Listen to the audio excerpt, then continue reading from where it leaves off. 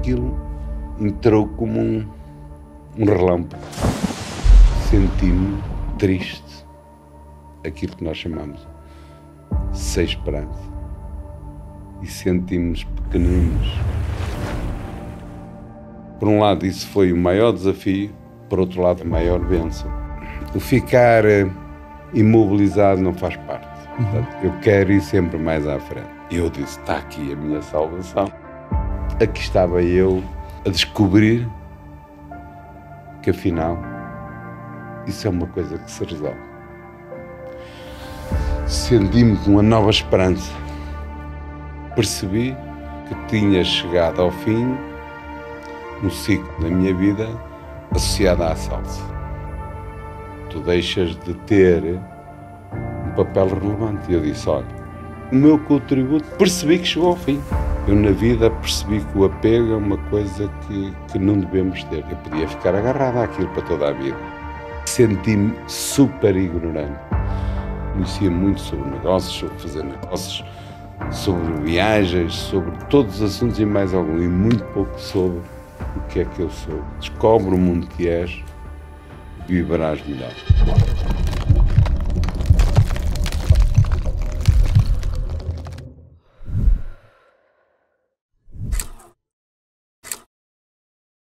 O convidado do podcast Na Banheira Com é uma pessoa incrível.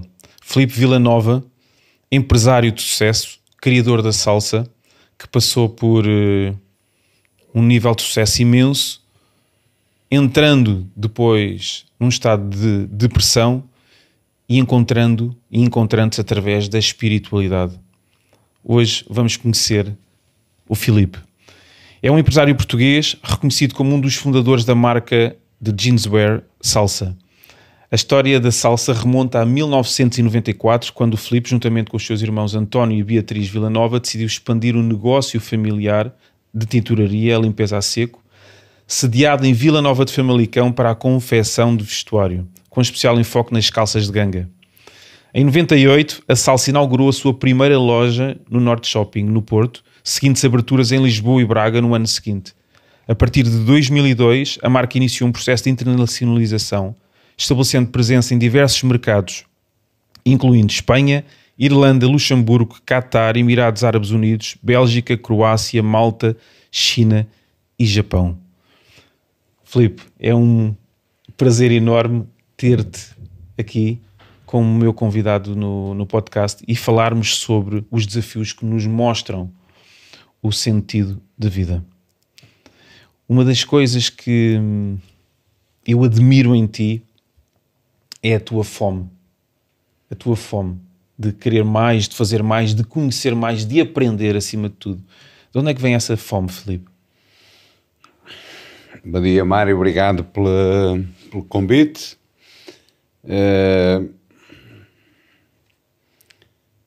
Fui apanhado distraído, mas aqui estou eu.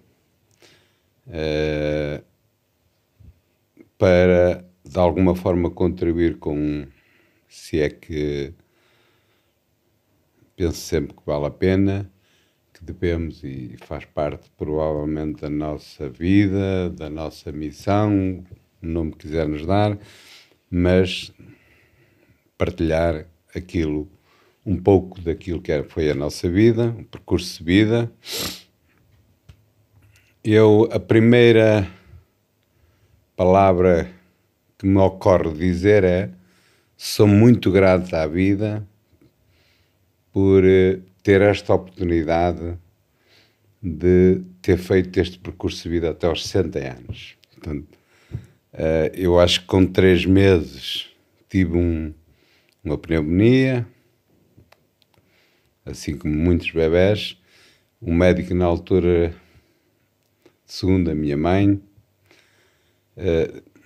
diria que a hipótese de eu escapar eram poucas, e por isso eu escapei afinal, e só por isso e por várias coisas ao longo da vida sinto uma gratidão imensa por poder fazer esta viagem, e uma viagem que pelos vistos até teve realmente um desfecho até à data, como é óbvio que nós o futuro a Deus pertence, Penso que sempre positivo, com altos e baixos, como tudo na vida. Acho que todos nós passamos por isso, portanto eu sou mais um caso entre muitos, e todos nós temos momentos bons, momentos menos bons, mas a vida é isso mesmo. Então essa fome começou aos 3 meses, fome de viver. Eu diria que não, mas eu diria que não, mas não creio que seja propriamente essa questão, mas eu mais, portanto, respondendo direto, essa fome que tu falas, eu acho que é natural em mim. Eu sempre que faço algo, para além de tudo, sinto que tenho que andar mais à frente, sempre mais além. Eu até diria, houve uma fase que posso partilhar, que fizemos ainda na empresa, em que fizemos um conjunto de trabalhos em grupo, e a palavra que me caracterizava era insatisfação. E eu disse, fogo. Ou seja, é muita forma de traduzir-nos a palavra insatisfação, mas naturalmente eu não a vejo da forma que provavelmente muita gente entende, mas vejo, eu quero ir sempre além, superar-me, e digamos, o ficar imobilizado não faz parte. Portanto, eu quero ir sempre mais à frente. Por isso... És um esfomeado por natureza? Por quereres ir mais à frente sempre? É assim, ou mais além? Eu olhando para a minha história de vida até aqui, eu diria que foi sempre uma pessoa que realmente podemos usar esse termo, fome. Fome de ir além, sempre mais, sempre mais. E por isso, e há outra questão associada a essa fome. Eu sempre que não sei algo, eu faço aquilo que está ao meu alcance para entender e perceber porquê das coisas. As coisas podem me bater à porta, mas eu tento ir além de ficar estagnado e procuro saber um pouco mais sobre isso. E isso talvez faça com que eu possa ter uma fome de conhecimento, de ir mais à frente.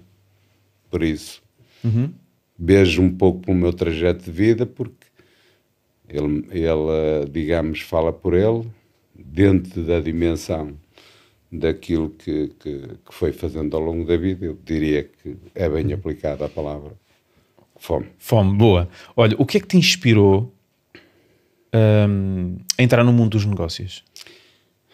É assim, eu cresci numa altura,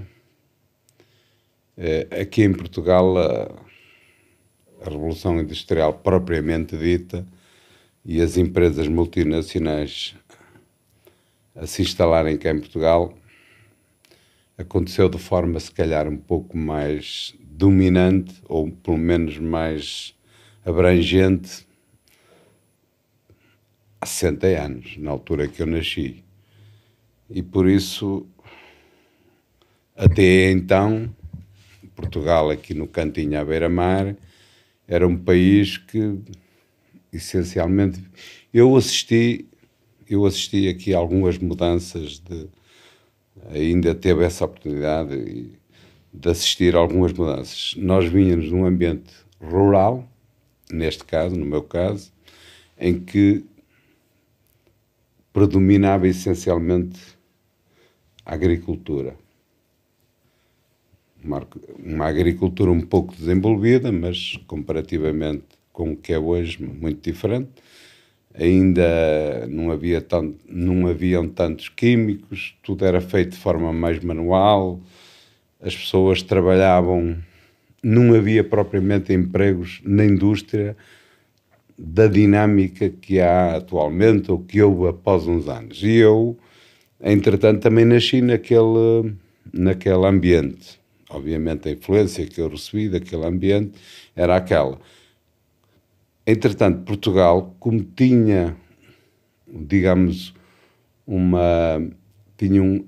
uma mão de obra mais competitiva fez com que muitas multinacionais de vários setores se instalassem em Portugal, automóvel, mas essencialmente até a indústria têxtil. Na minha zona imperou a indústria têxtil, grandes multinacionais, ainda não era um destino a China dominante, hoje é, mas Portugal viram ali uma possibilidade dentro da Europa de, até americanos estavam lá, até empresas americanas compravam lá, grandes multinacionais, portanto, essencialmente no domínio da confecção, das malhas, enfim, de vários setores, e eu tinha dois caminhos.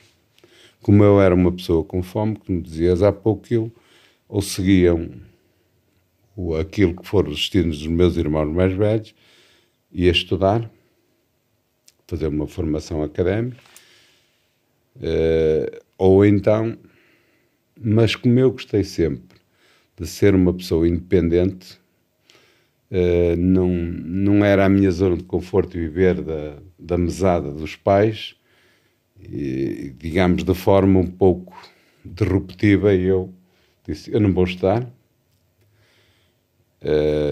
E ao 9º ano saí e tinha um desejo, uma intenção de fazer algo, essencialmente não para me realizar pessoalmente, mas para não depender dos meus pais. Uhum. Somos oriundos de uma família humilde, não é que tivéssemos necessidades. O budget para todos isto está na altura, com todas as despesas, não era propriamente uma coisa fácil, ou pelo menos fácil para quem não queria ter, para quem não gostava de depender de alguém. E eu não sei porquê, comecei logo aos 13 anos a criar um negócio. Depois esse negócio fui evoluindo com ele. Que negócio era? Eu comprava e vendia bicicletas usadas, tinha alguém que me reparava as bicicletas e eu vendia. Portanto, era um negócio, gerava ali uma pequena economia, o suficiente para os 15 anos comprei a minha primeira investimento nós chamávamos uma moto na altura, que era uma coisa que toda a gente gostava de ter, mas poucos tinham. Só uma classe mais abastada é que tinha. E eu tinha que esperar. E eu então, de forma... pedi autorização ao meu pai e ele disse, não te vou dar a moto, eu não tenho dinheiro para te comprar a moto. Eu disse ao pai, mas eu tenho. Como é que tu tens? Eu já tinha dinheiro, já tinha amealhado, de forma a eu próprio comprei a minha moto. Só precisava dar a autorização dele. E de repente paguei a moto. Portanto, ou seja, fazia as ações inconscientes nessa altura. Então tu tinhas já um espírito empreendedor desde essa altura? Eu sinto isso, sinceramente. Nasceu contigo ou tu desenvolveste isso? Não, eu acho que isso é inato na pessoa, sinceramente. Okay. Eu acho que isso é inato por muitas formações que a pessoa possa ter. Eu diria que, bem no nosso ADN, eu hoje consigo olhar para isso de forma um bocadinho diferente, mas na altura era um impulso de querer me tornar independente, de não querer depender de ninguém, e achava que isso, portanto, eu acho que, coincidência ou não, aconteceram um conjunto de coisas que fez com que se explotasse algo em mim que era inato. Uhum. E essa, digamos, com 15 anos tinha esse negócio. Então esse foi o teu primeiro negócio? Esse foi o primeiro negócio, mas era um negócio, estamos a falar de uma coisa. Depois, entretanto, depois mais tarde teve mais uma série de coisas, mas todas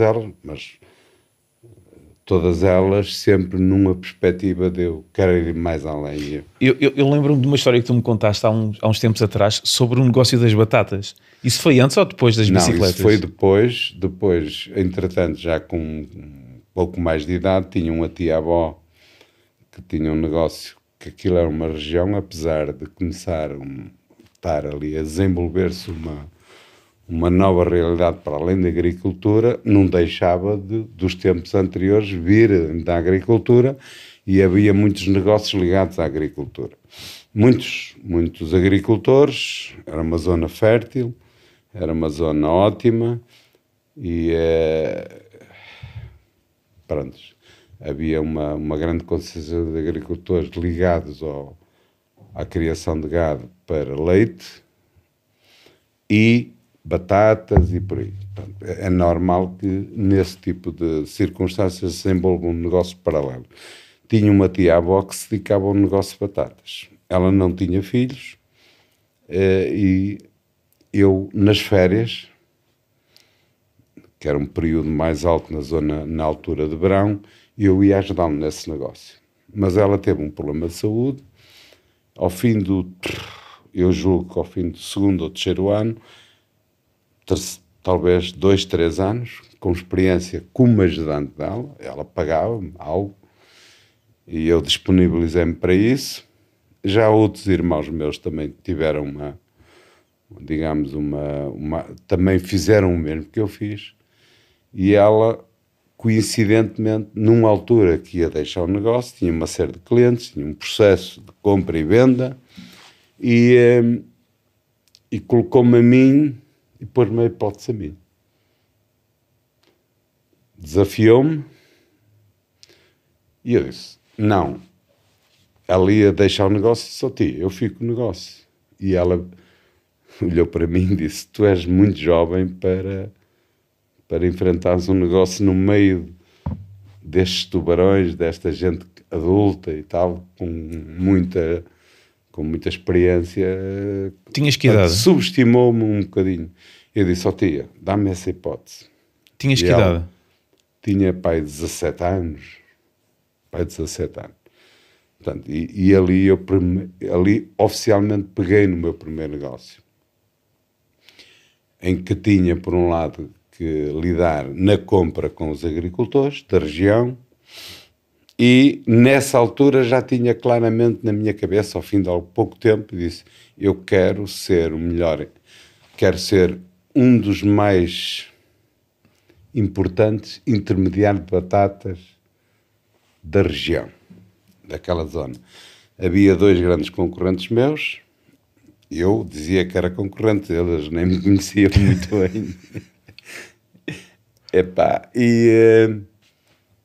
Precisamente lá até na minha terra natal, onde eu nasci, sem querer, não sei porquê, portanto é um pouco coincidente, mas naquela região toda do Douro e Minho, eles tinham uma intervenção muito forte, e na altura era uma fonte de receitas para os agricultores importantíssima, era uma fase muito boa, e os agricultores fizeram coisas interessantes, digamos, proveniente dos resultados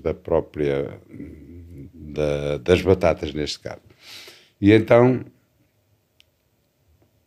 eu peguei nesse negócio a sério. A minha tia, no primeiro ano, partilhou comigo a experiência, era ela que ainda comandava, e ao segundo ano entregou-me, e eu com 18 anos peguei, julgo com 18 anos, peguei a 100% daquilo. Portanto, assumi o comando. As coisas resultaram bastante bem, eu tinha muito claro o que é que queria, e de facto foi uma dinâmica incrível, e diria que, sob o ponto de vista do resultado económico, era razoável, mas financeiro foi conseguindo, já nessa altura, me tornar um indivíduo com 18 anos com algumas possibilidades acima da média. Foi muito interessante. O que fez, e eu percebi que aquele negócio era limitado, e também percebi que aquilo nos anos... Eu tive ligado a este negócio para aí 8 anos, até aos 28, para aí 10 anos, mas logo ao 6º ano eu percebi, França, nós vamos entrar na Comunidade Europeia, Portanto, a agricultura em França e Espanha já se falava sobre isso, muito mais fortes, em grande escala, e nós íamos ter uma ameaça bastante grande. Eu disse, eu tenho que calcular esse futuro e tenho que realmente fazer aqui algumas mudanças. E então vi, por um lado, mantive o negócio, que era interessante e era rentável, e ao mesmo tempo desenvolvi algumas possibilidades. E nessa altura, porém, é como sendo influenciado pelaquela zona que era ligada à têxtil, convidei uma irmã minha para montar em conjunto uma confecção, uma pequena confecção, e pronto, foi assim que começámos, ligados à têxtil, e daí nasceu toda a história. Depois, mais tarde, teve uma ameaça nessa confecção,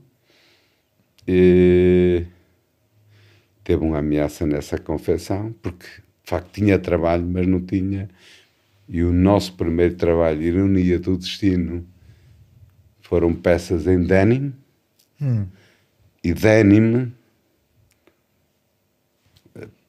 a maior parte das pessoas saberá, não sei se sabem ou não, mas tem que levar um tratamento em lavanderias industriais, em que é preciso muita água, máquinas com alguma sofisticação, para dar aquele acabamento usado aos jeans. Portanto, aquilo é um processo, digamos, que exige alguma capacidade e, portanto, alguma perspicácia e pronto, para ter aquele resultado.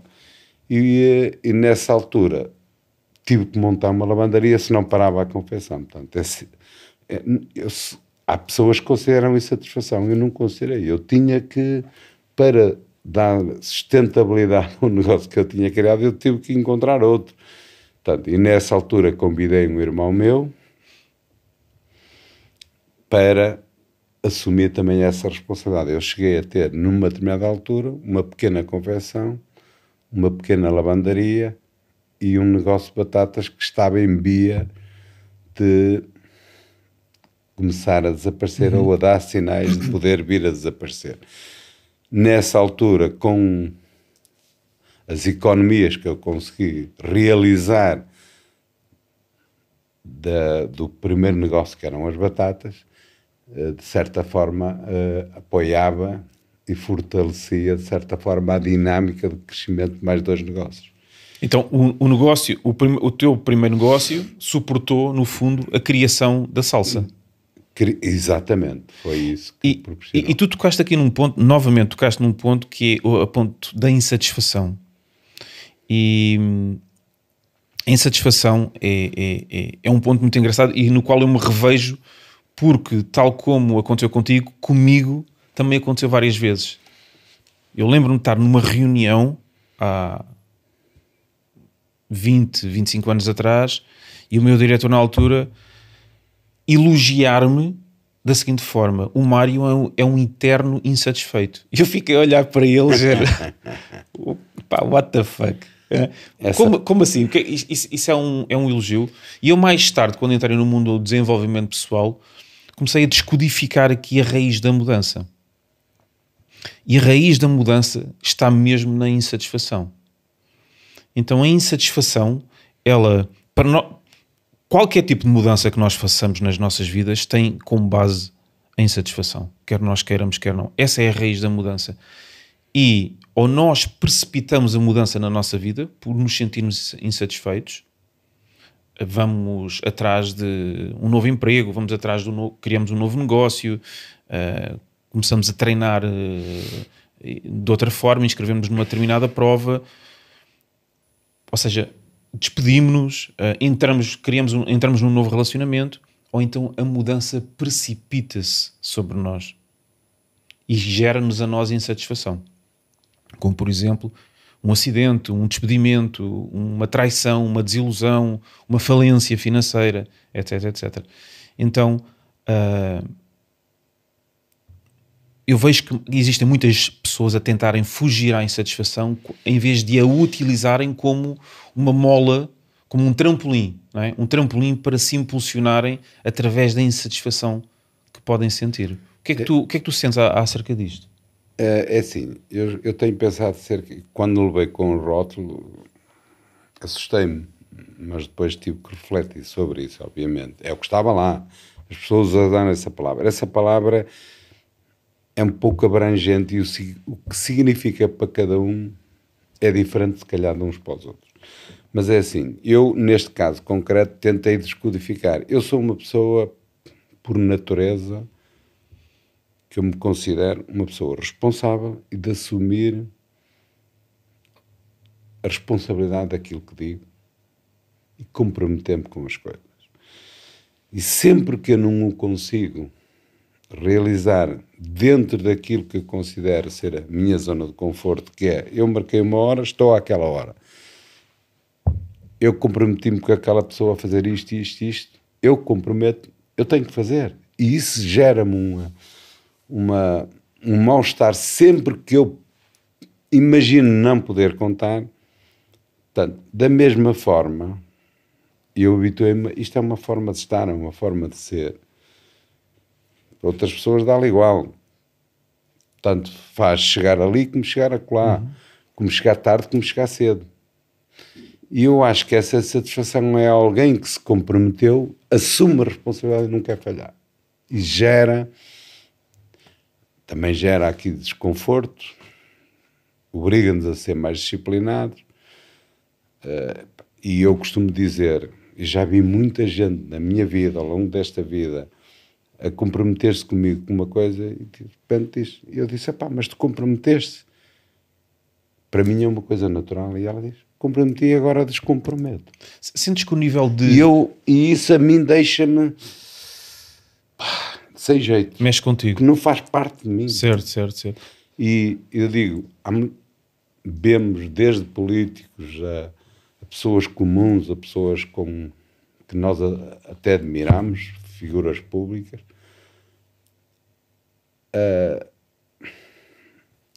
deitar por terra a honra e a dignidade com uma facilidade tremenda. Isso para mim... Tu falas muito disso nesta fronteira, não é? Nas nossas conversas, tu falas muito disto. Na fronteira, que é tão fácil quebrar-se ou passar-se para o lado da fronteira e violarmos a nossa alma por coisas mínimas. O que acontece por trás não sei muito bem, mas sei é que até à data eu sinto-me incapaz de ser diferente. Não consigo. Peçam-me tudo, mas não me peçam para isso. Portanto, sentes que esse compromisso que tu tens contigo e com os outros foi aquilo que te levou e que te trouxe até aqui? Exatamente, por um lado sim, mas eu nem chego a pensar dessa forma, porque para mim é uma rotina, faz parte da minha forma de ser. Portanto, eu não, por muito que eu não consigo mudar. Eu lembro-me, por exemplo, quando andava, imagina, que tinha um método de pagamento aos agricultores a quem eu comprava. E eu tinha um compromisso que era, o que eu comprava e levava de casa de cada um, eu tinha que pagar até ao domingo à noite. E honravas esse compromisso? Eu tinha que me pôr a pé ao domingo de manhã.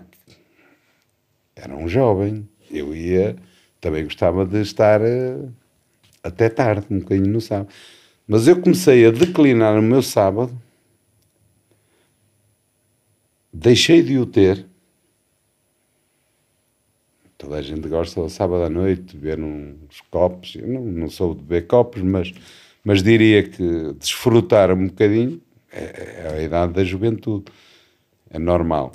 E eu tinha que me deitar cedo, mais tardar, porque eu tinha que me pôr a pé às 7 da manhã no domingo de manhã, que tinha um itinerário de pagamentos que por vezes não conseguia terminar até a hora do almoço de domingo e ia até à meia-noite. Houve um dia que eu pensei, eu não vou pagar este indivíduo porque isto já não são horas de bater à porta para pagar. Com 17 anos. Hã? Com 17 anos, 18 anos. Não me lembro na altura, mas 20 anos, já não sei. Já era uma dimensão um bocadinho diferente e tal.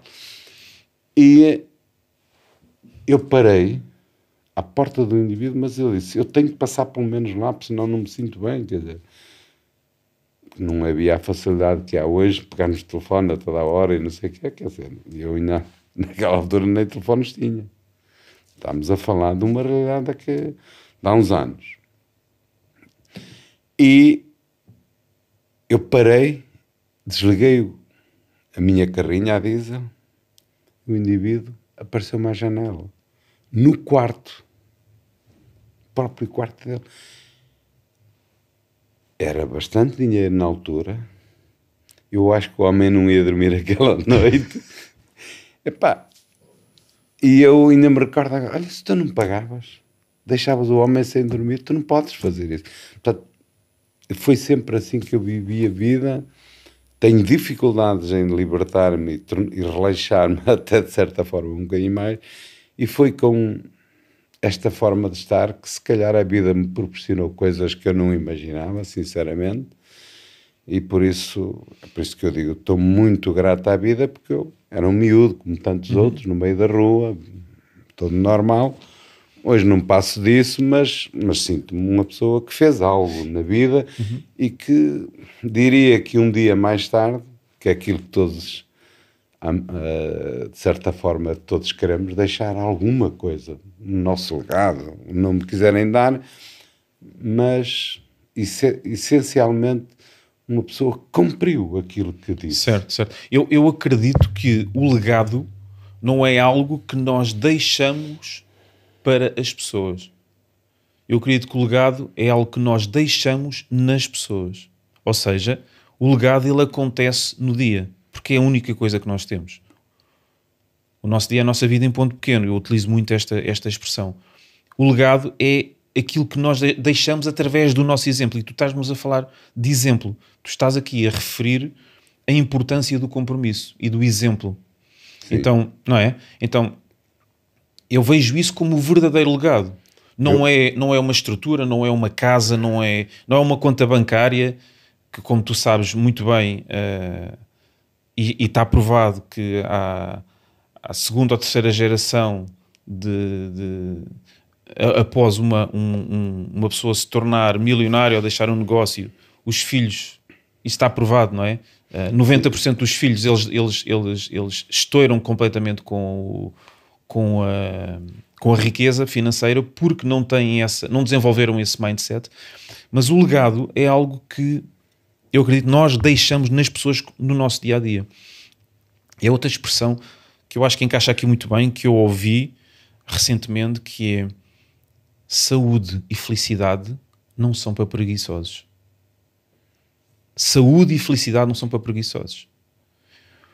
O que é que isto quer dizer? Isto pode ser extremamente superficial ou podemos descascar isto de uma forma mais profunda, não é? Ou seja, ter saúde e vitalidade, que é uma coisa que eu sei que tu estás cada vez mais focado na vida, ter saúde e vitalidade implica trabalho e implica compromisso diário. Sim. Com rituais, com hábitos, acima de tudo, com escolhas que nós fazemos no dia-a-dia. Não é? E a felicidade é exatamente a mesma coisa. Não é? A felicidade é um trabalho a tempo inteiro. It's a full-time job. Então, e isto tem a ver com uma coisa que é essencial, com compromisso. Compromisso com aquilo que nos faz feliz, compromisso com aquilo que nos traz saúde. Só que dá muito trabalho. E nós hoje em dia abraçámos aqui a cultura do cartão de crédito. O cartão de crédito veio trazer muitas felicidades, abriu muitas portas, mas abriu outra coisa também. Abriu, na minha opinião, um mindset muito fraco, em que inconscientemente as pessoas pensam que passam o cartão e têm o resultado imediato. E isto não é assim, a vida não funciona assim. Para se obter vitalidade é necessário trabalhar, é necessário comprometer-nos. Para se ter, ou para sentir aquilo que nós chamamos de felicidade, alegria, realização pessoal, é necessário compromisso. E a tua história de compromisso é uma história de honra, no fundo, que é, espera aí, é domingo à noite, é meia-noite, e eu vou honrar o meu compromisso. Eu vou bater à porta daquela pessoa para lhe pagar.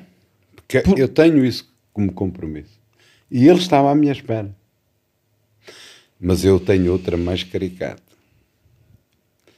que era, eu estava num domingo à noite a ver um filme no cinema e de repente estou comigo a pensar, que estás aqui a fazer a esta hora Numa sala de cinema. na sala de cinema? Pá, tu não podes estar aqui. Tens que ir dormir. Tens muita gente já que depende de ti. E levantei-me a meio, fui embora, fui dormir, porque eu de manhã tinha que estar a pé às 7 horas e aquilo acabava já bastante tarde. Disse, pá, é uma coisa incrível. Agora, se me pergunta se alguém me ensinou a fazer isso, não. Mas achas que isso tem a ver com compromisso ou incapacidade de usufruir também de momentos na vida? Eu vou-te ser sincero, eu gostava de ter usufruído naquela altura, naquela idade, numa vida mais comum, como tantos outros jovens como eu. Tinha na balança. Ou vais para um lado ou vais para o outro. Não podes, como nós temos uma expressão, não sei se é aplicável a todo o país ou não, não podemos ter chuva na eira e sol no naval. Ou temos uma coisa ou outra. E eu optei por essa. Porquê? Porque também, por um lado, para além do compromisso, para além da minha forma de estar de ser assim, eu também tinha outro desejo. Eu, quando tinha 10 anos, 12 anos, eu gostava de ter umas sapatilhas da Sanjo. Eu via pessoas a terem aquilo, eu pedia à minha mãe, mas ela não me dava. Da Sanjo, que é uma marca que hoje tentou se reverter, que era uma marca nacional. Eu lembro-me dessas sapatilhas. Da Sanjo. Sim, eu comprei novamente. Eu fiquei completamente boquiaberto porque vi umas sapatilhas da Sanjo há 2 anos e comprei e disse, eu não acredito que esta marca ainda existe. Mas existe. Eles tentaram fazer uma parceria com a Salsa. Pronto, depois na altura não sei muito bem o resultado daquilo, mas nós não somos uma marca de sapatilhas, obviamente, e se calhar não resultou tão bem, não me recordo muito bem. Mas o que é certo, eu pensei, epá, eu vou ter que ter.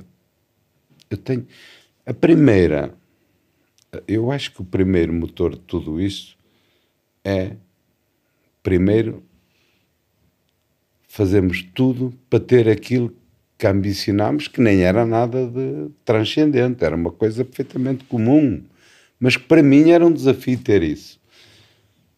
Tenho que me tornar independente para ter isso, tenho que fazer. Eu já andava aos 9 anos de idade, já fazia trabalhos, 12, 11, pelos agricultores, eu fazia tudo um pouco na altura das férias da escola, tudo em nome de ser independente. Comecei muito cedo e sempre mantinha o meu ritmo, ficava chateado quando não me pagavam aquilo que me prometia, mas pagaste. Mas guardava aquilo que dizia, nunca iria ser assim como esta pessoa me está a fazer, mas cada um toma as suas decisões. Sempre aprender, porque eu sempre que me queixava, a minha mãe dizia, aprende. Ela nunca aceitou muito bem as críticas que fazíamos sobre a professora ou sobre um superior, o que seja. Porquê? Diz ela, oh mãe, mas isso é injusto. Filho, aprende que a respeitar as injustiças vais tê-las toda a vida. E eu, pronto. Mais uma. Quer dizer, para mim, a humildade é outro dos valores que eu percebi com clareza muito cedo, que nos torna realmente, se calhar, melhores pessoas, a aprender, a escutar os mais velhos, a receber os conselhos. Portanto, são coisas simples, simples. E a humildade, tu não é vassalagem, Certo. Tu conseguiste trazer isso como cultura de liderança para dentro da salsa? Sim. Estavas focado nisso? Portanto, a melhor forma de trazer é que se fomos e se os nossos comportamentos forem humildes. Eu tentei fazer sempre o meu melhor e isso era um dos valores mais apreciados e que, quando fazíamos a visão da empresa, obviamente, que tínhamos isso sempre presente, porque eu tinha isso presente e, naturalmente, era a pessoa que tinha por obrigação de influenciar com valores que eu valorizava e que eram importantes, e eu acho que isso, mesmo a própria seleção das pessoas, eram tudo pessoas que, elas para viverem connosco, partilhavam os mesmos valores, não? Aquilo dava chispa e pronto. Nunca tive pessoas demasiado prepotentes e arrogantes, pelo menos na minha frente não o faziam, e mesmo no atendimento, no call center, o que fosse. E o critério dos recursos humanos também tinham em conta a cultura que emanava de cima, naturalmente. Portanto, nós fomos sempre... A empresa teve, digamos, público de grande sucesso, mas as pessoas eram sempre humildes e mantiveram-se humildes, porque era a cultura exigente. Eu recordo-me, por exemplo, de uma vez que o Scolari veio lá como uma figura de fazer uma festa de Natal. Recordo-me desse dia. O meu pai e a minha mãe viviam lá relativamente perto. Nunca me pediram para nenhuma festa de Natal. E nesse dia, o meu pai apercebeu-se que foi o Scolari, e o Scolari conseguiu fazer uma coisa em Portugal incrível, que é pôr as bandeiras, para termos ali um momento de alegria. No Campeonato da Europa, cá em Portugal, não é? Campeonato da Europa. 2004, não foi? Foi. Ele mexeu com toda a gente. Sim. Acho que mexeu. E o meu pai, obviamente, também gostava de futebol e sentiu aquilo e soube que vinha o Scolari e de repente eu ia lá várias vezes almoçar, fazer-lhes companhia. Teve essa felicidade até muito tarde de acompanhá-los na fase deles, digamos, nessa fase ia lá. Era um tempo para mim precioso, que eu retirava-me daquele ambiente de intensidade, de trabalho, e tirava ali meia hora, uma hora para ir almoçar. E nesse dia ele olhou para mim e disse: o Scolari vai à salsa. Eu disse: vai, pai, porquê? Eu gostava de ir. Isso, estás sempre convidado. Tu nunca quiseste vir. Mas eu este ano queria ir. E nesse dia, que ele veio lá fazer uma palestra, uma série de trabalhos, era um momento sempre de alegria, de festa, e esse ano, 2004, foi um ano bastante bom para a salsa, grande crescimento, e portanto, acho que foi. E juntou-se a nós na mesa que estava a mesa dos fundadores, e eles juntaram-se lá. E eu, no final, todos os anos, fazia uma intervenção na festa de Natal. Estavam cerca de 500 pessoas, salvo erro, na sede, e ao fazermos essa, era normal fazermos digamos, uma intervenção a dar conta como é que correu o ano e o que eram os objetivos para o próximo ano. Portanto, de forma muito abrangente, muito generalista, mas era um momento para nós solene. E então, eu lembro-me que, como eles estavam lá pela primeira vez, não me ocorreu, mas durante o discurso, antes de finalizar, eu disse: nós devemos, devemos o facto de estarmos aqui alegres, contentes, com bons resultados, a duas pessoas que estão cá pela primeira vez, porque nos deram e passaram valores que são verdadeiramente importantes para que esta empresa, se calhar, é uma base, é uma alicerce para ela ter o sucesso que teve, e eu acho que deve-se essencialmente à nossa postura, à nossa, digamos, um conjunto de valores e tal. E referi os valores. Referi que sem trabalho não existe nada, é uma forma muito abreviada e uma linguagem que as pessoas pudessem entender, neste caso, o meu pai e a minha mãe, que entendessem. Muito trabalho, honestidade. Eles não usam o termo ser íntegros, honesto e tal, dizem ser sério. Sério para eles é honrar os compromissos. Portanto, comprometi-se com a coisa, com algo, cumprir, e depois a humildade. A humildade, bem daí o valor da humildade, manter uma postura tranquila, serena, não ser arrogante, não ser prepotentes, ser pessoas simples, humildes, como foram. Manter a sua, independentemente do que têm, do que conseguiram, manter essa postura. O meu pai, no outro dia, o passado 2 dias, eu fui almoçar, na rotina do almoço, e é engraçado que ele chamou no final, não à frente da minha mãe, e disse: já me deste muitas prendas, já me oferecesses coisas que eu nunca tive, que eu tinha um especial carinho por ele, desde comprar-lhe um carro dos sonhos dele, coisas assim do género, que ele não precisava disso, mas ele achava valor. E diz ele: mas a melhor prenda que eu recebi foi aquilo que tu disseste na festa de Natal.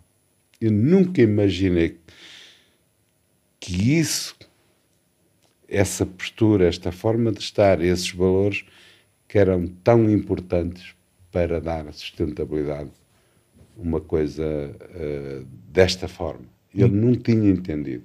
Uau. Por isso, por isso é que eu acho que as pessoas perdem provavelmente tudo, e depois têm muita dificuldade em garantir que as coisas tenham continuidade, e que depois até o sucesso material ele tem dificuldade em ver, porque pronto, foi isso. Sim. E olhando para trás vejo isso desta forma. A tua relação com os teus pais, podemos dizer que foi curada, ou seja, existia algo próximo, existia uma ligação forte entre ti e os teus pais que te inspirou e que te levou claramente e contribuiu para que tu te tornasses numa pessoa de sucesso, tu te tornasses num benfeitor, mais do que uma pessoa de sucesso, num benfeitor? Obviamente sim, porque pronto, eu acabei por viver e crescer no seio de uma família humilde, mas com valores que eu hoje valorizo, e acho que foi, como partilhei há pouco, se calhar algo muito importante para conseguir chegar até onde chegamos, sem dúvida, e obviamente essa influência vem de quem me formatou, de certa forma, até, segundo dizem as crenças, digamos, a ciência, de que nós até aos 10 anos, uma parte da formatação da nossa personalidade vem daqueles que nos concederam e que nos educaram e que nos influenciaram nos primeiros 10 anos de vida. Portanto, eu devo-lhes muito a eles, tive a sorte, nunca vi aquelas coisas que acontecem entre casais. Eu fui dentro de uma família humilde, mas uma família como todos nós temos, algumas questões, mas todas elas não me ficou mágoa nenhuma, não ficou recordações, não ficou, até usando a palavra trauma, eu diria que tive a sorte de não ter, digamos, sido marcado por isso. Livre. E, portanto, hoje eles já partiram, mas tenho uma grande gratidão pelo legado que me deixaram, pelo exemplo que me deram, por todas essas coisas. Portanto, eu acho que tive muita sorte nisso. Olha, Filipe, diz-me uma coisa, de onde é que vem o nome Salsa? É assim, o nome Salsa, portanto, tudo na vida eu já tenho feito algumas intervenções públicas e já me têm colocado essa questão, e eu respondo de forma simples. O primeiro nome que eu tive para a marca chamava-se Kiss, beijo, mas depois, por ironia do destino, havia já um nome ou parecido ou igual, eu tive que fugir daquele nome. E tive, na altura, um vendedor da salsa que disse: por que não este nome? Foi ele até, sinceramente. E parece-me que na altura estava a ser exibido no cinema o filme, aquele filme Salsa Latina. Salsa Latina, um ritmo, música, alegria e tal, não sei o quê. E nós achei piada e ele vinha-me com um cartaz, com um recorte, um casal a dançar, nunca me esqueço esta imagem. E foi. Vamos com a salsa. Foi assim. Tão simples quanto isso. Há pessoas que dizem que devo ter gasto uma fortuna, não sei o quê, pá, tudo uma treta, não é? Aquilo foi tudo tão natural. Muito bom, muito bom. Deixaste a coisa fluir. Olha, diz-me uma coisa. Tu és um homem de superação e de superação de obstáculos e uma pessoa resiliente. Qual é que foi o maior desafio que tu já... O maior ou um dos maiores desafios que foram imensos, não é? É muito redutor, o maior desafio. Um dos maiores desafios que tu já enfrentaste na tua carreira? Olha, eu se calhar ao contrário de muitos portugueses, de muitas pessoas em comum, eu nunca tive, até hoje, nunca tive dificuldades de dinheiro. Não sei porquê, mas como eu também não me habituei, como nasci pobre e como me habituei a viver com pouco, tudo que eu tivesse, também nunca desperdicei, nunca fiz coisas acima daquilo, das minhas possibilidades. Foi sempre uma pessoa que seguiu o conselho, um termo que usado os meus pais, guarda da ria para a chora, e tu dizes, o que é isso, guarda da ria? É quando as coisas estão felizes, abundam até bastante dinheiro, guarda algum, põe sempre algum de lado. Epá, podes vir uma altura em que da chora era um momento de fragilidade. E tens um pé de meia. Portanto, não foi por aí. De uma forma ou de outra nunca teve essa questão. Nunca teve esse problema. Uhum. E voltando à questão que tu me perguntaste, obviamente que eu habituei-me a ter uma vida tranquila sobre isso. Com grandes desafios, obviamente. Eu, se contasse aqui a história dos desafios, nunca mais parava, não é isso o caso. Portanto, de um modo geral, nunca tive dificuldades a esse nível, que é um aspecto que devemos aprender a gerir. Alguns conselhos, não estou aqui agora para falar sobre isso, naturalmente, mas diria que fazer uma gestão equilibrada, não gastar mais que o que ganha, aquelas coisas todas. Mas a minha pergunta não foi com o intuito da parte financeira, foi que obstáculo, ou seja, que obstáculos é que tu identificas? Eu nunca tive esse problema, mas eu diria que, portanto, eu vivi sempre um sonho de cor-de-rosa que foi sempre a crescer. Eu estava na minha praia. Um ano era mais que o outro era mais que aquele anterior. Disse, foi fantástico. Até que um dia houve um político que tomou posse neste país e disse, o país está de tanga. Eu não vou dizer quem é, porque ele é uma figura pública que eu admirei sempre bastante, mas... E aquilo entrou como um relâmpago. Entrou dentro de mim e eu descobri, está de tanga, com tanto investimento, estás literalmente lixado.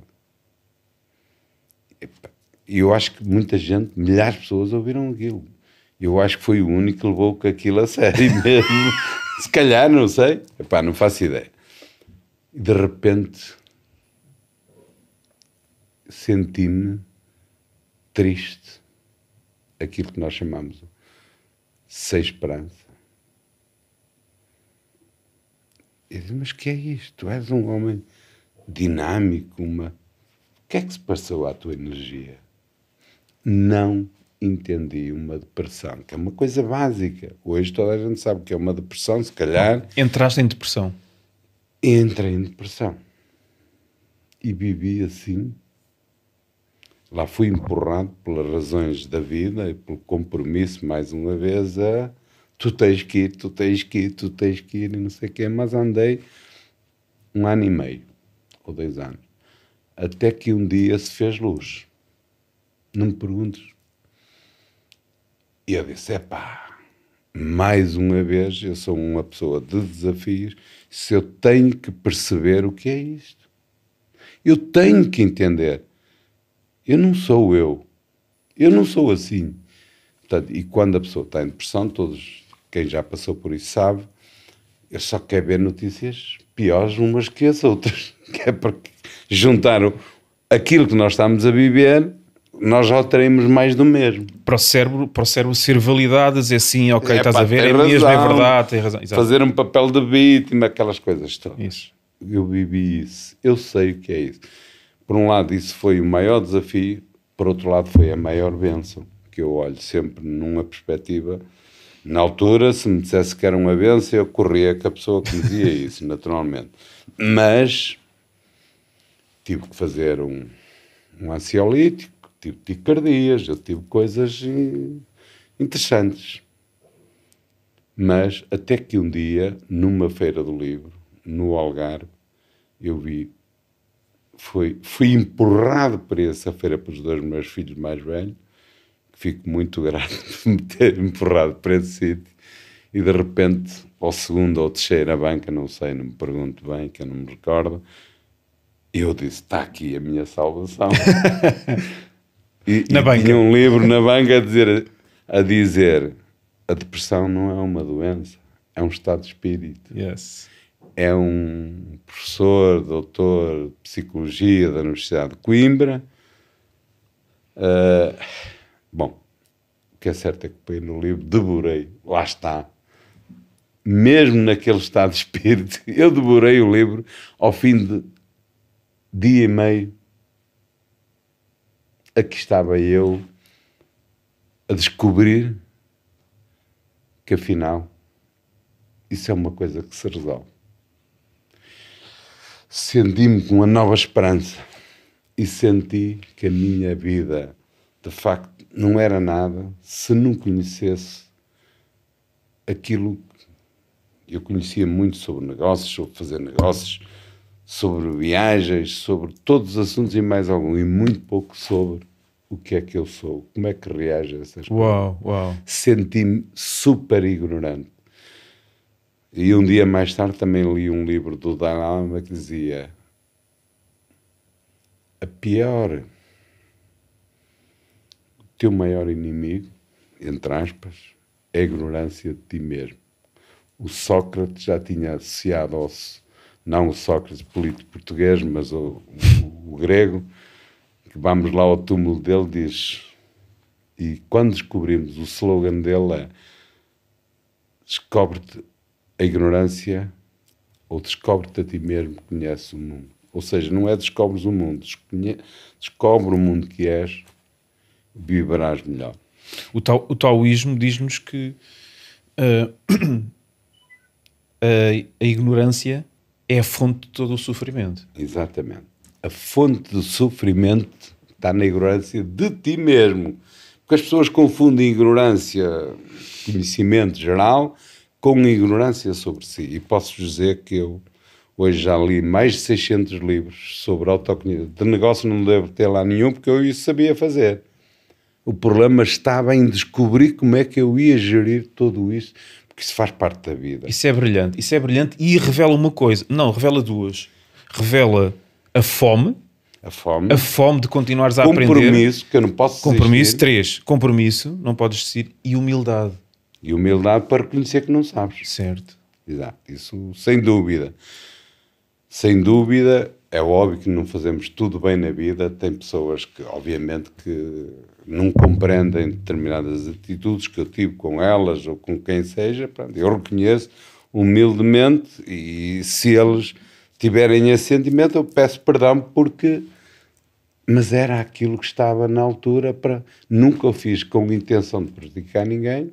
Não tenho ninguém na minha vida que eu diga, eu não falo com aquela pessoa. Não tenho. Aprendi também a resgatar e se eu só consigo fazer algo se eu estiver bem dentro de mim, com toda a gente e comigo próprio. É um princípio que nós vamos a descobrir que realmente marca toda a diferença. E conhecer-te a ti. Uhum. E este caminho que eu estou a seguir de desenvolvimento pessoal, de pá, ir mais e mais além, já faz parte da minha forma de estar, porque eu quero ir sempre mais além, e depois conheci, mas também hoje ainda continuo sempre que me aparece uma sugestão de um livro, alguém me sugere. Há dias foi uma consulta de um osteopata que eu adoro, o indivíduo, já conheci muitos, mas particularmente gosto muito deste. Eu, como faço ginásio todos os dias, pá, com 60 anos, não imaginem que posso ter aqui algumas debilidades aqui e acolá. E de vez em quando tenho que levar uma revisãozinha, e ele é difícil de apanhar. Estávamos a conversar e ele falou-me num livro, e a primeira coisa que eu fiz, pedi à Teresa e disse: Teresa, compre-me este livro, por favor. E ela mandou vir, já estou a lê-lo.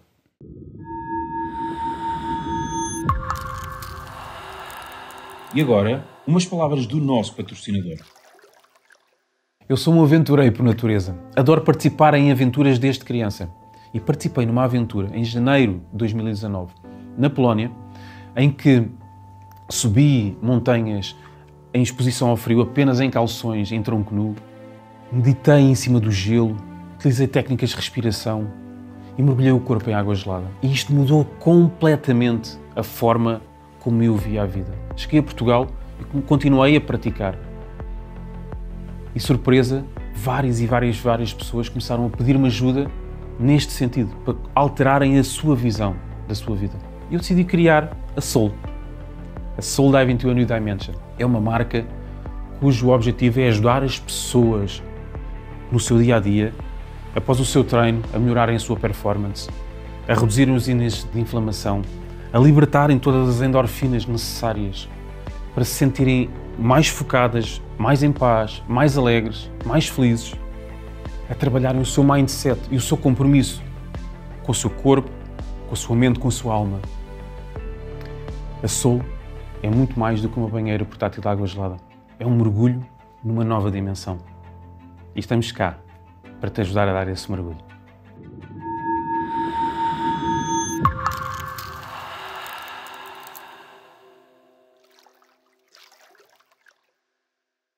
Ok, então tu estavas-me aqui a dizer que um dos livros que te salvou tinha a mensagem de que a depressão não é uma doença, é um estado de espírito. Portanto, e aí comecei um novo hábito, como eu tinha a falar, que pronto, nós até podemos ter muito mais dinheiro que as pessoas normais, podemos ter atingido os objetivos que não imaginámos, podemos ter recebido as medalhas todas que este país tem, comendas. Epá, eu, obviamente, aprecio muito isso e respeito as pessoas que me deram. Recebi prémios de exame durante não sei quantos anos, como melhor empresa, não sei o quê e tal. Mas, de repente, somos confrontados com uma depressão e sentimos pequeninos. Sentimos que, mas o que é que eu sou, afinal? Uma coisa dessas, é isso que te vai derrubar. Não sou pessoa também de me deixar derrubar e iniciei ali um ciclo na minha vida diferente, graças a essa depressão. É óbvio que se ela não tivesse acontecido, a vida tinha sido de outra forma, não sei, não imagino, mas de facto aqui ela obrigou-me a um desafio diferente e disse a mim próprio: nunca mais vais ter uma depressão. E fez esse registro. Passado 2 anos ou 3, aquilo abanou ali um bocadinho e disse: como? Qual é o teu compromisso que tens? Tu comprometeste e agora já estás a querer baixar a guarda? E não deu lugar a mais. E até hoje já passaram muitos anos, graças a Deus, 20 anos. Então, no fundo, a depressão trouxe-te à iluminação, ou no fundo, ao caminho da iluminação, ao caminho em que tu começaste a ver o mundo, teu mundo, de forma diferente? Eu acho que a idade ajuda também muito ao longo da vida, nós a ponderarmos, a ser menos reativos, a ser menos impulsivos e a tornar-nos, se decidirmos como tal, a tornar-nos pessoas melhor, a descobrir várias coisas que até em ti, até então, não faziam sentido, não havia espaço, não é que não fizesse sentido, não havia espaço, havia um foco, criar valor, cumprir o objetivo. Epá, nós tínhamos todos os anos muitos compromissos, não sei quantas lojas para abrir, não sei quantas coisas para fazer, e eu estava muito focado, assim como a equipa, estávamos ali todos empolgados, focados naquilo. Obviamente nunca valorizámos, porque nunca sentimos grandes dificuldades em relação a isso. A partir do momento em que nasce uma variável nova, eu abanei. Ao abanar, também tive que fazer um conjunto de concessões. O que é isto? E eu acho que isso fez-me pensar, mas o que é isso, felicidade para ti? O que é que tu vais obter com isto tudo? Mais trabalho? Criar mais emprego? Será que é um significado assim tão importante? E pronto, começas a fazer determinadas perguntas que não fazias até então. Com base nisso, ela aconteceu, eu tive também de entender o significado daquilo, como tudo na vida, tudo que nos bate à porta tem um significado, senão não vinha. Ou prefiro pensar assim, mesmo que não seja assim, prefiro pensar assim. E eu dei um significado e entrei numa fase diferente da minha vida. Obviamente nada acontece com o estalar dos dedos, tudo dá trabalho, tudo demora tempo, tudo é um processo, ponto. Não há dúvidas. Para mim, eu estou a falar por mim na minha experiência pessoal. Agora, o que os outros fazem, como fazem, eu não sei. Cada um deve ter o seu caminho e devemos respeitar o caminho de cada um, naturalmente. Mas para mim foi assim. Eu hoje pergunto, sinto-me uma pessoa muito melhor. Já tenho percebido por outros um feedback, e este também, não sei se é para me agradar ou não, dizem que eu estou melhor em vários níveis, por isso para mim é o suficiente. E foi uma etapa que, se proporcionada pela questão da depressão, ajudou muito, muita coisa. Eu não tinha, hoje consigo realizar alguns sonhos, fazer os retiros, fazer coisas que eu não tinha tempo a fazer. Tu não te colocavas em primeiro lugar na tua agenda. Tu tinhas uma agenda super preenchida, mas tu não estavas lá. Claramente, não. Não. Eu acho que o papel que eu desempenhei naquela empresa foi eu era líder daquela empresa, naturalmente. Eu tinha a responsabilidade. Fui eu que a fundei. Obviamente, houve muitas pessoas que contribuíram para isso, mas a peça essencial, o rosto daquela empresa, obviamente, não é por vaidade, mas por responsabilidade, era eu. Era a pessoa que estava por trás. Pronto. E naturalmente percebia que eu estava ali para servir aquele projeto. E o servir está associado a seres o primeiro, a chegar... No fundo, o servir, tens que lavar os pés àquelas pessoas. Eu diria que ter uma empresa, nós aprendemos com uma empresa a servir os outros, a servir um propósito, a servir aquele compromisso. E por isso, quem serve com profundidade ou com amor aquele compromisso, faz tudo por aquilo. E morre por aquilo. Eu não tive necessidade de morrer na cruz por aquilo, mas se tivesse que fazer, fazia. Não teve essa necessidade, não chegou a esse ponto, obviamente, mas tudo que eu fazia no dia-a-dia, o foco, a prioridade, como tu dizes, era a empresa. O Filipe era uma pessoa que estava a servir, não estava ali para ser servido. Obviamente, depois mais tarde, ela premiou-me de todo o sacrifício que fez pela empresa, que resultou se calhar, algumas coisas materiais bastante interessantes. e que me dá uma tranquilidade para a minha vida agora nesta fase bastante interessante, mas o primeiro objetivo não era esse, era servir. Uhum. Tu tocaste aqui num ponto, em 2 pontos, o servir e o propósito. Não é? O propósito que está aliado ao servir. Não é? Então, eu acredito muito que o propósito de uma empresa não é o lucro. O propósito de uma empresa é servir. O lucro é a consequência do propósito. Exatamente. É? Concordo. E nós vemos, maioritariamente no tecido empresarial, que estas dinâmicas, na minha opinião, segundo o que eu vejo, estão invertidas. Tá. Estão invertidas. Mas estão aí, estão no sistema político, no sistema de justiça, qualquer sistema, porque são pessoas que estão lá. E as pessoas normalmente correm em busca de se servirem e não servirem os outros. Epá, não é? Isso dá sempre errado. Certo. Eu acredito também que nós estamos a viver uma fase de transição tão eu acho que tão as pessoas importante, vão aprender. Tão importante que este sistema em que nós estamos assentes, não é? O sistema financeiro, o sistema político, o sistema judicial, o sistema de saúde, ele não serve. O sistema de educação, ele não serve as pessoas. Ele está cá para se servir das pessoas. E, portanto, o ser humano está a chegar aqui a um processo de acordar em que esta nova geração está a perceber isso e está a querer muito mais do que isso.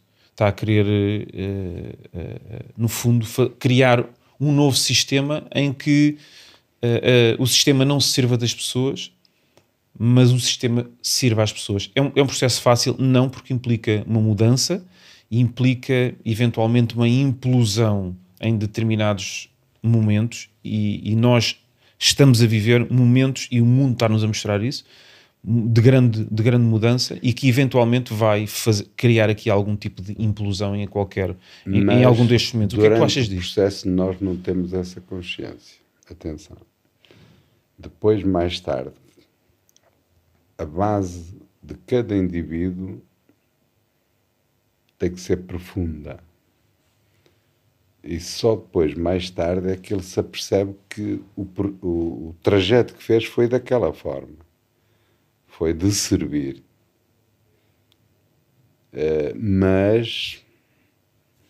E que percebeu que teve um conjunto de resultados até bem interessantes, a vários níveis, exatamente por ter estado de forma diferente da maioria das pessoas na vida.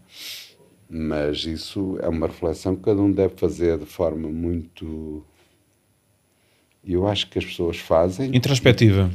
Exatamente. E devem ponderar se vale a pena continuar com... ter mais e mais, a qualquer custo, a qualquer preço, vale tudo. Isso toca aqui num ponto, que é no valor sucesso, não é? No valor sucesso. E o que é sucesso? O que é sucesso? O que é que era sucesso para ti até uma determinada altura e o que é que mudou enquanto de significado que tu dás a sucesso? O que é o sucesso? O que é que era o sucesso para ti e o que é o sucesso para ti hoje em dia? Sim, eu hoje consigo olhar para o sucesso como uma consequência de algo que nós fizemos alinhado com um conjunto de valores e que com um sentimento de consciência tranquila. Valorizo muito isso. E acho que depois a vida permeia-nos naturalmente de forma, se calhar, até consistente e dá-nos uma alegria interna muito grande. Porquê? Porque nós... Então, qual é a tua definição de sucesso? A minha definição de sucesso é sentir-me bem comigo próprio e com os outros. Portanto, isso é o primeiro sucesso que não é propriamente linear. Fácil de chegar a essa conclusão. Porque nós somos, obviamente, influenciados pelo sucesso, a ter muitas coisas, muita riqueza, muita exposição, muito mediatismo, pá, muitos carros bons. E, pá, vemos isso, que as redes sociais mostram-nos isso. Mostram-nos o lado mais Material do sucesso? hã? O lado mais material do sucesso? Eu acho que sim. As pessoas associam a tudo isso, ao mediatismo. Eu concordo contigo. Para mim, a definição de sucesso é eu sentir-me bem com a pele que visto. Exato. Estás a ver? E pá, e todos os dias dormir com uma tranquilidade. Pelo menos nós sabemos que não fazemos isso bem e obviamente temos que fazer algumas reflexões diárias, o que é que fizeste menos bem, o que queres fazer melhor amanhã e por aí, por aí. Obviamente permite-nos sempre manter presente que isto é um caminho que demora e que nós temos que fazer de forma consciente todos os dias, se realmente... Mas é coisa mais... Eu dou comigo, por vezes, a chorar de alegria pela gratidão de ter acordado e ter feito o melhor, ter feito gestos tão pequenos pelos outros. Isso dá-nos uma tranquilidade e uma paz incrível. Dá-me um exemplo de um gesto desses. Sei lá. Isso acontece tantas vezes que eu diria que... Mas, obviamente, eu não procuro.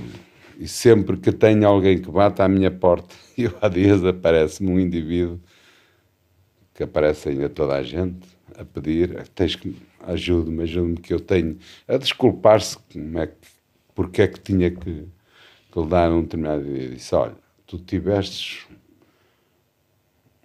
azar, não conseguiste fugir ao tema da droga, porque ele é um drogado, não é? E eu disse, olha, eu sei que tu vais usar esse dinheiro para isso, mas dou-te os parabéns, que tu não és daqueles que vais roubar, andas a pedir, tens humildade. Vê lá se um dia consegues desafiar-te e libertar-te disso. Eu sei que é difícil, mas não deixes de acreditar nisso. E ele deu-me um abraço, o homem, a chorar, porque eu fui-lhe dar um dinheiro que normalmente as pessoas não dão de forma...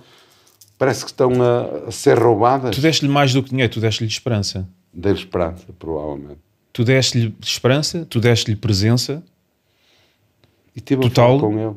Tu deste-lhe um momento em que ele pudesse ser escutado, tu deste-lhe amor e isso é Isso mais deixa-me importante. feliz, deixa-me feliz.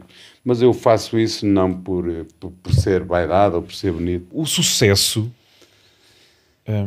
que tu vês nos negócios e em homens de negócios, tu vês as pessoas focadas em obterem sucesso essencialmente financeiro e de reconhecimento em termos de fama, ou vês as pessoas, os homens de negócio, a caminharem para se descobrirem, para se desenvolverem pessoalmente e para irem a retiros como tu, para fazerem coaching, para buscarem um propósito maior? O que é que tu vês que está a acontecer?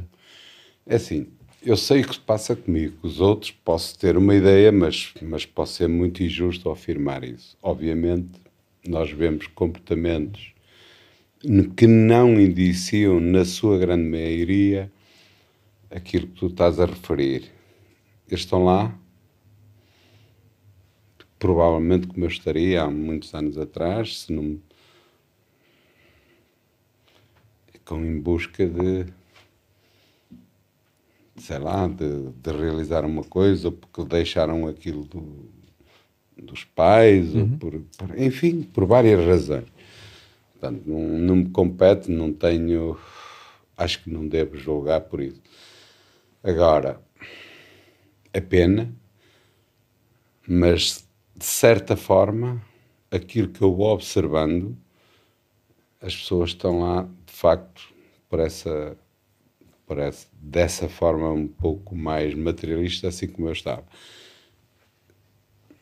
Não sei, é uma decisão de cada um. Eu acho que cada um tem tudo para descobrir aquilo que faz sentido ou não para si. Certo. E foi isso, e foi essa busca de sentido que tu foste fazer à Costa Rica ao repetir a viagem ao teu propósito de vida? Assim, Ou o que é que tu foste à procura? O que é que foste eu já buscar? pronto, eu tive um conjunto de coisas que ocorreram, obviamente, e que eu acabei por percebi que tinha chegado ao fim um ciclo da minha vida associado à salsa. Eu podia ficar agarrado àquilo para toda a vida. Proporcionou-se, eu saí, senti que missão cumprida. Saíste, vendeste a salsa? Vendi, obviamente, ao vendi, grupo porque Sonário, certo? não foi vender. Aquilo, para a empresa que a comprou, acho que para eles, na altura, era algo interessante. Uhum. Porque juntava um conjunto juntava uma influência diferente, de alguém de uma equipa muito competitiva, mais com outro tipo de experiências, tínhamos na altura um processo de trabalho e de organização interessante, segundo me apercebi da parte deles, e eles queriam juntar aquele exemplo a outro dentro do setor de retalho dessa empresa e, obviamente, vir ali uma mais-valia. Não compraram por comprar. Uhum. E, a determinada altura, eu senti que podia ser um problema para eles, porque eu tenho uma forma de estar diferente da deles. E, na altura, a pessoa que sou muito amigo dela e acho que fico... Pronto, é uma pessoa que era o responsável pelo projeto do acionista da empresa que comprou e disse, mas eu até gostava de assumir a salsa a 100%. E tu? Tu deixas de ter um papel relevante. E eu disse, olha, eu na vida percebi que o apego é uma coisa que não devemos ter. Devemos fazer as coisas de forma desprendida. E uma coisa é dizer, outra coisa é fazer. Uma coisa é que... E eu acho que nada na vida, nós não vamos levar nada connosco. Eu até uso uma expressão ainda mais simples e mais fácil de entender. Até os meus filhos não me pertencem. Eu estou cá e tenho um papel durante um período de tempo até eles serem... Quem eles devem ser? Autónomos. Autónomos, sim. Terem 18 anos, terem 17, não sei a idade. Depende. Há aqui um período que nós somos responsáveis por educar, por não sei o quê, dar os melhores. Aquilo que sabemos de nós, o nosso melhor nem sempre é o melhor, mas fazer esse papel e depois deixá-los voar. Olhando para a natureza, vemos um pássaro. Tem uns ovinhos, crescem, a mãe amamenta e depois eles voam, sozinhos. Aquela mãe anda-se ali um dia ou dois atrás deles, à procura deles, e ainda vai lá dar um empurrão. Mas depois, cada um segue a sua vida. E eu diria que, olhando para esse exemplo da natureza de forma muito simples, nós devemos estar na vida em relação a tudo, a quase tudo, da mesma forma. De forma desapegada. Desapegado. Então, e tu, quando foste para a Costa Rica, tu foste em busca do quê? Vamos lá ver. Eu, nessa altura, consegui ter a sorte de me libertar de uma responsabilidade. Certo. Teve de facto aqui um período, tive um tempo e teve o meu contributo. E o meu contributo percebi que chegou ao fim. E a pessoa estava preocupada como é que eu ia largar. E disse, não te preocupes, desde que seja bom para a tua empresa, seja bom para o projeto e que vocês vão dar continuidade ao projeto da salsa de continuidade e crescimento, eu sou uma peça fácil de resolver, não te preocupes comigo. Desde que eu, enquanto acionista, não fico prejudicado, Obviamente eu não tenho nenhum problema. Eu é no dia que tu quiseres. E estou cá até o dia que vocês quiserem. Não tenho compromisso com nada nem com ninguém. Mas obviamente, dentro de mim, eu tinha coisas que eu gostava de realizar e fazer. Nós temos os nossos sonhos. E eu tinha feito normalmente uma rotina de fazer a minha visão pessoal. Uma coisa participava na visão da empresa, outra coisa é a minha visão pessoal. E a minha visão pessoal eu tinha feito há uns anos atrás e tinha lá desejos. Tinha lá aquilo que ia-me lá dentro. Porque esse tempo que eu dediquei com a pessoa que fez a visão comigo, eu tinha um facilitador na altura, ainda me dou muito bem com ela, uma pessoa minha amiga, me acompanhou durante muitos anos, a quem eu agradeço e estou grato por muita coisa que ele me trouxe. E eu expressei lá alguns desejos. E um deles era fazer retiros, fazer viagens que eu nunca fiz, fazer retiros, fazer trabalhos, coisas que eu que também não tenho interesse de partilhar aqui, obviamente, mas eu disse, epá, que sorte grande eu tive, eu vou conseguir realizar os meus desejos e os meus sonhos. Mas tinha o compromisso, nessa altura que eu estava a fazer, e o meu compromisso era o compromisso que eu tinha com a salsa. Jamais, se não sentisse confiança em quem ficou com este projeto, eu, mais uma vez, o meu compromisso estava com a salsa. Certo. Não era comigo, mas uma vez que com o compromisso com a salsa eu vi que estava assumido e assegurado por gente de bem, epá, eu já estava livre. E fiquei livre há uns anos, 3 anos, na altura do Covid, foi recente, e finalmente comecei a pôr em prática aquilo que era o meu sonho, fazer um retiro. Daí conheci o Mário, foi por aí, e quis fazer algumas reflexões, algumas atualizações na minha vida, coisas que eu queria realizar e queria fazer, e aqui estou eu nessa nova caminhada e, sobretudo, pensando, e pelo menos agora eu sendo eu, dedicando algum tempo a mim próprio. Se pudesses dar um conselho ao teu eu passado, o que é que tu conselharias? Se tivesse de dar um conselho, se calhar vivia as coisas... Eu vivo com intensidade, se calhar em demasia. E isso provoca muita tensão em demasia em nós próprios e nos outros. E eu acho que a vida não deve ser vivida assim.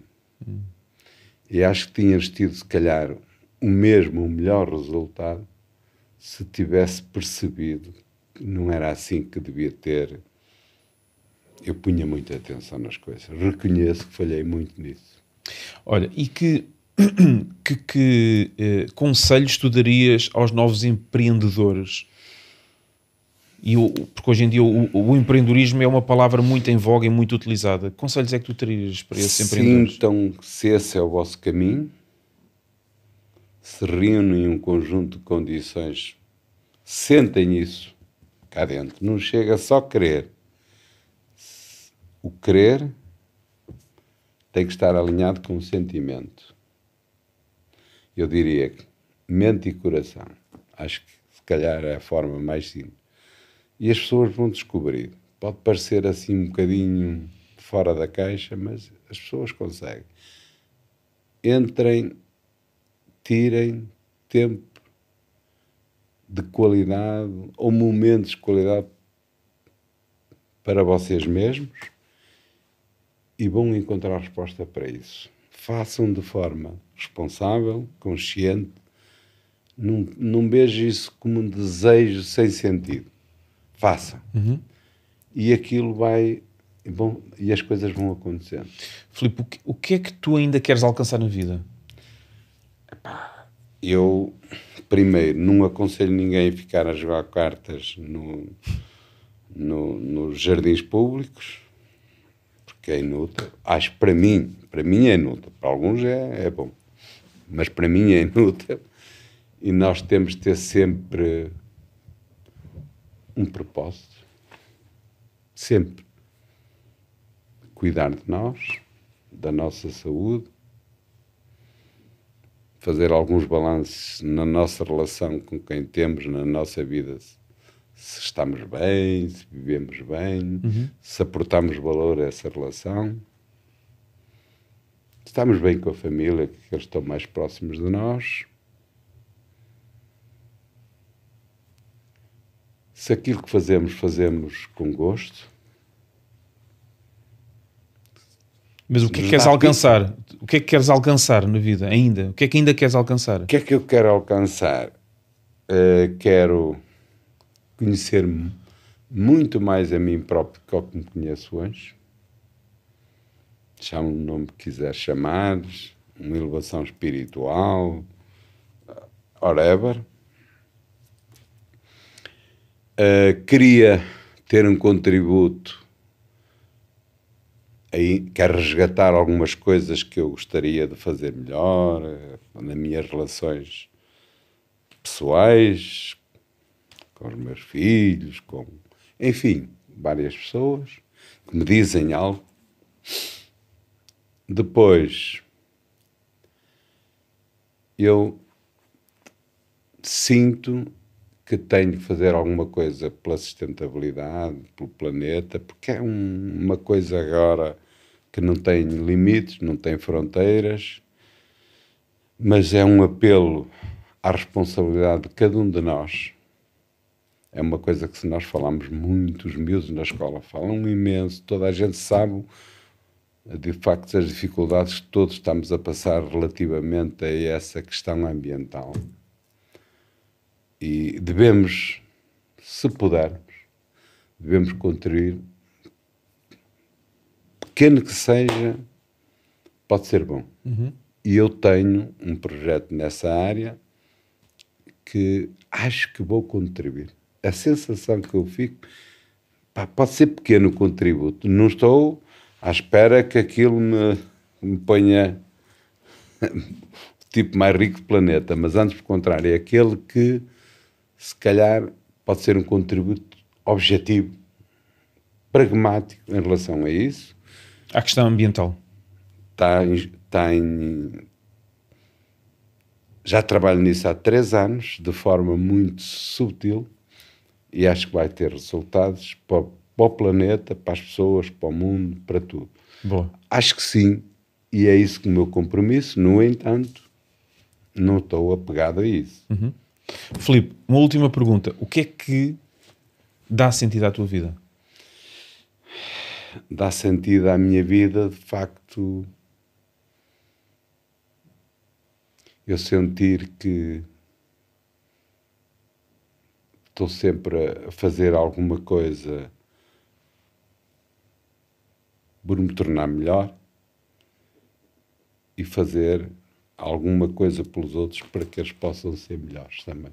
Boa. Isso dá sentido à minha vida. Boa. De forma simples. Então agora vou-te lançar um desafio. Vou-te lançar um desafio com a intenção de conseguires ou não superar este desafio. Eu acredito que sim. Vamos à nossa imersão na banheira com Filipe Vilanova. Não dá nada. Está para aí a 10 graus. Não está nada, não está nada. O Filipe, tu já fazes o teu mergulho. Tu já fazes o teu mergulho diário. Alguns meses. Alguns meses, que há 3 meses? Talvez. Já fazes o teu mergulho diário? Faço logo de manhã, por volta das 7, 7 e pouco. Obriga-me, antes de ir para o ginásio, já ir com melhor disposição. Vamos a isto, Filipe? Vamos. Vamos aquecer antes. Vamos aquecer antes, como tu sabes. Bora lá, aquecer. Então é importante trazermos o foco e trazermos a concentração a este momento. Alterarmos o nosso foco através da respiração. Porque isto trabalha muito o mindset. A cabeça aqui Ok. e a face para ali. Eu costumo fazer assim.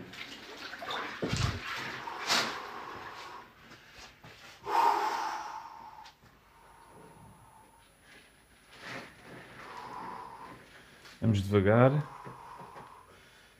Devagar. Isso. Devagar. Que é para a água não sair. Coloca as mãos de lado. Isso. E vamos lá. Agora baixa o corpo. Devagar. Com calma. Ao teu ritmo. Relaxa os ombros. Vá lá. Deixa, senta. Senta. Exatamente. Respira com calma. Com tranquilidade. Isso. Bravo. Muito bem. Relaxa os ombros.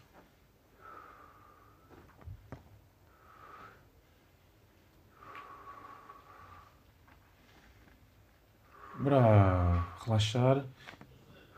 Vamos lá. Inspirar fundo. Meter os braços, Não. a água vai fora. Vamos manter de fora os braços. Isso. Vamos expirar devagar. Inspirar em 3.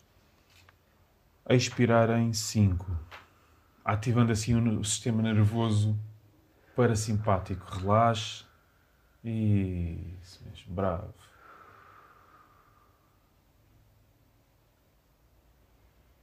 Isso. Então o corpo, ele começa a relaxar a partir dos 30, 40 segundos. Primeiro o corpo quer sair do estado de inóspito e de agressão a que está a ser sujeito e depois relaxa e a regulação vem através da respiração. Agora o corpo está-se a adaptar.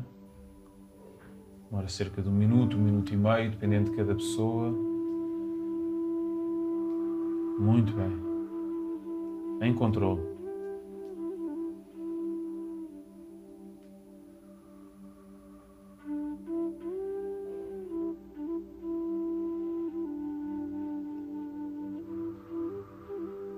Bravo.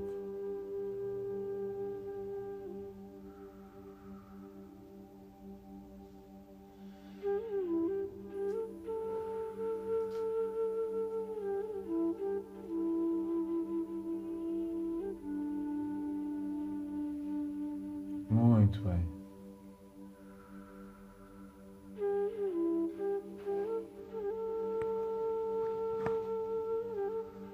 Então é bom no meio do caos conseguirmos ir para dentro, alinhar, que é aquilo que estás a fazer, regular a respiração, alterando o mindset e estando em controle no meio do desconforto.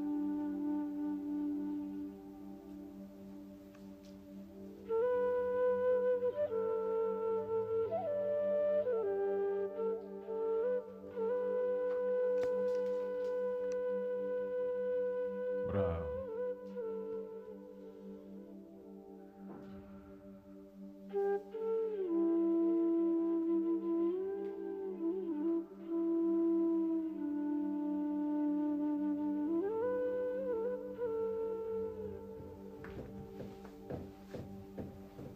Ok. Tranquilo, já passaram uns 2 minutos à vontade. Já vai para aí 15 minutos. 15 minutos, no mínimo. Vamos sair, devagar, levantar o corpo. Agora querias ficar mais um pouco, não querias? Agora era estar aqui mais meia horinha, não dá tempo. Bravo, bravo. Vamos aquecer o corpo.